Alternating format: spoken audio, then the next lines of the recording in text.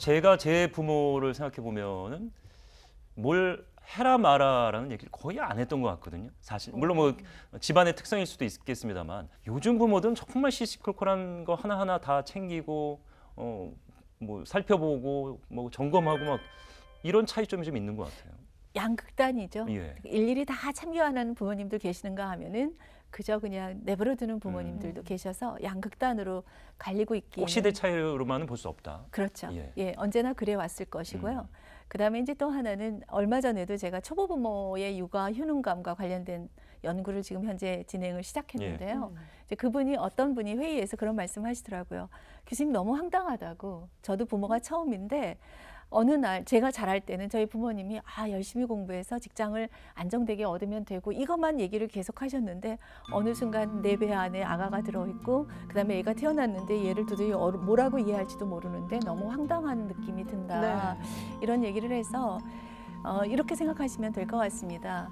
요즘 아이들이 태어나는 환경도 과거와 달라졌고 요즘 부모들이 부모 역할하는 상황도 과거와 달라진 건 분명히 마찬가지예요. 생각해 보면 21세기가 된다고 우리가 흥분했는데 21세기가 된 지 20년이 지났어요. 근데 그 지난 20년 동안 또 우리는 코로나19를 거치면서 온라인의 기능도 확인하게 되고 너무 많은 달라진 인식을 가질 거라고 생각하죠. 근데 본질의 인간은 똑같죠.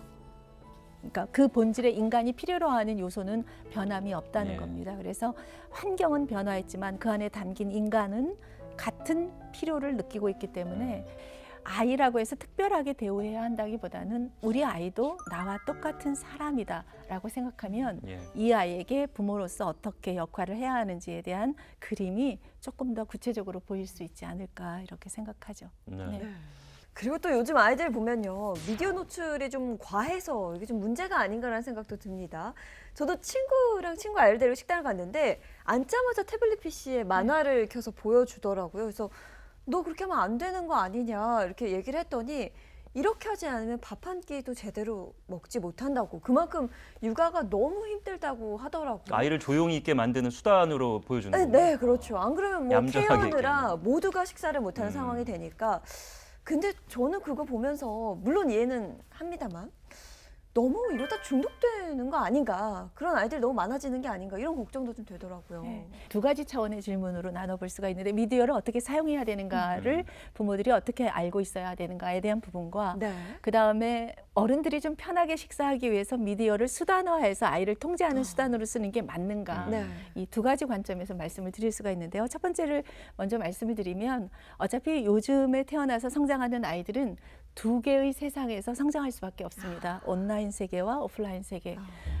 온라인 세계에서의 역량도 굉장히 중요한 인간의 역량으로 변화해 가고 있습니다. 그렇기 때문에 이 두 개의 세상에서 잘 살 수 있는 역량을 갖도록 지원해 주는 게 이제 부모의 역할이 될 것이고요. 그다음에 두 번째로 내가 좀 편하기 위해서 아이들이 식사 시간에 잘 잊지 못할 거라는 생각 때문에 IT 기계, 핸드폰을 지워주면서 아이들을 조용하게 만드는 거, 이거는 절대적으로 사용하지 않아야 하는. 그렇죠.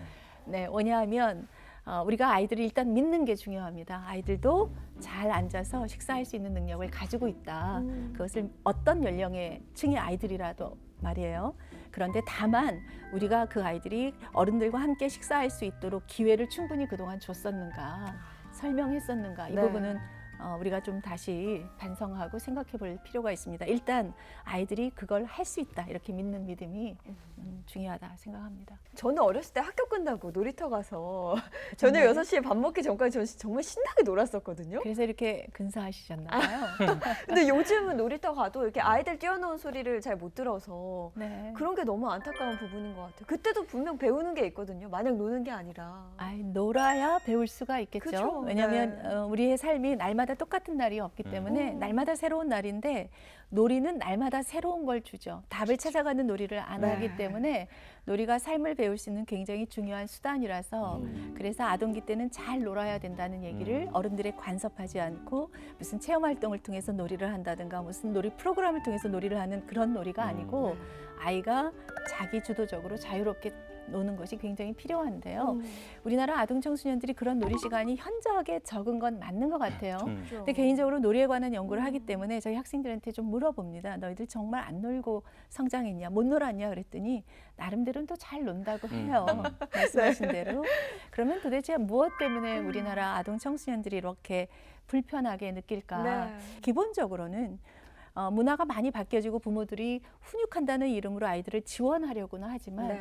아이가 자기 생각을 자유롭게 의견을 말하면서 성장하는 분위기는 아직 좀 아닌 것 같습니다. 어른들이 훈육이라는 이름으로 부모님이 말씀하시니까 넌 이대로 따라야 돼 이렇게 하면서 의견을 조정하는 연습이 좀 없기 때문에 네. 자기의 자아를 찾는데 너무 오랜 시간이 걸리죠. 우리나라 아이들이 그래서 만족감 혹은 행복감도 좀 낮은 게 아닐까 네. 이런 생각도 좀 해봅니다. MZ 세대 거의 뭐 이제 Z 세대 마지막 단계 이제 끝에 뭐 20대 후반, 30대 초반 친구들, 그러니까 부모의 적극적인 개입하에서 자란 친구들을 제가 이제 만나 보면은 네. 나이가 30이 돼서도 어떤 결정을 할 때 네. 부모의 그 입김과 의견이 굉장히 크게 작용을 하는 거예요. 네.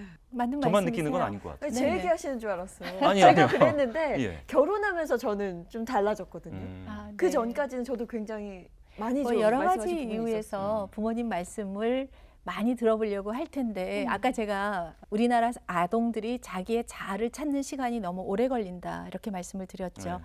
외국 사람들의 양육과 우리나라 사람들의 양육의 가장 큰 차이가 뭐냐면 우리나라 사람들은 말 잘 듣는 자녀를 갖기를 원해요.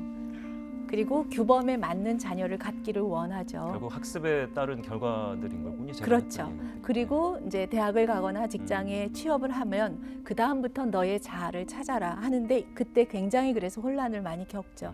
그래서 어쩌면 과도하게 연관을 짓는 건지는 모르겠지만 우리나라 저출산이라든가 아니면 자녀를 출산하지 않으려고 하는 것 이런 것들도 사실은 본인이 자아를 찾는 시간이 필요하기 때문에 더 늦어지는 거라고 보는 측면도 저는 있습니다. 물론 경제적인 이유 외에도요.